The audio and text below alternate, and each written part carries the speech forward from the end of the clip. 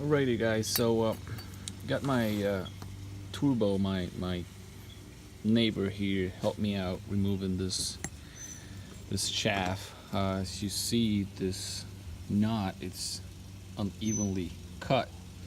They do that to get the shaft balanced, so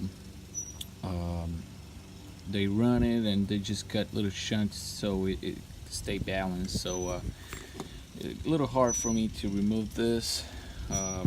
You just clamp this out somehow and remove this guy from here and remove it from your housing. So my neighbor did this for me. Now I'm gonna be taking out this couple screws. I gotta clean this out.